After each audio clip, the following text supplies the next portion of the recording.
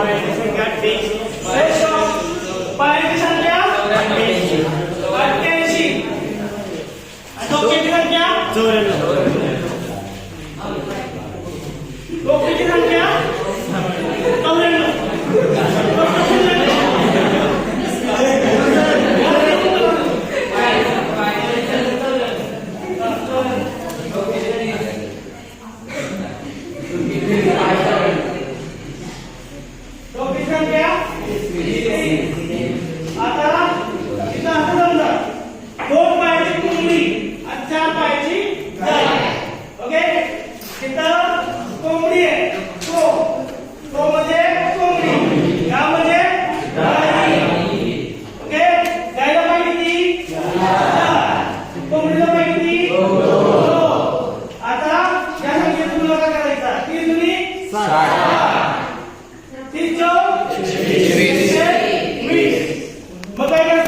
डाव्या साईडला कोंबडी लिहायची. कोंबडी काय लिहायचं?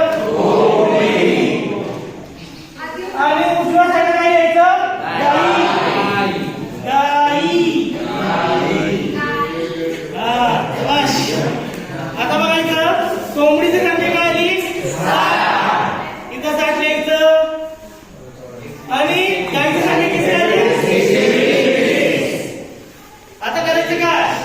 त्या 7 वजा करायचं आणि क्रॉस मध्ये 94 मध्ये सांगितलं किती राहिलं? 34.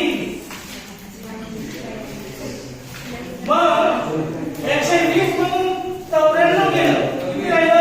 26. आता काय करायचं? भाग द्यायचा 2 ने.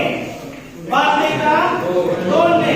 पण 3 चाकी रिक्षा आणि 3 चाकी रिक्षा आणि 4 चाकी आली तर भाग 2 ने द्यायचा नाही. ओके.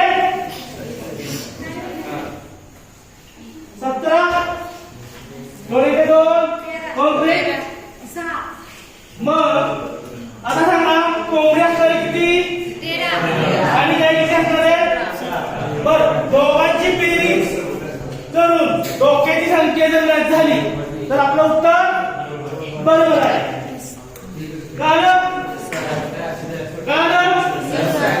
पण सायकल असंच उदाहरण सायकली आणि गाडी होती 4 व्हीलर तर एक लक्षात घ्यायचं तिथं फासलेली प्रश्न असतो. त्यामुळे एक लक्षात घ्यायचं ज्यावेळेस 3 चाकी रिक्षा बनवली जाते आणि 4 चाकी विचारून बोलले जाते त्यावेळेस काय करायचं? भाग कोण द्यायचा नाही. हे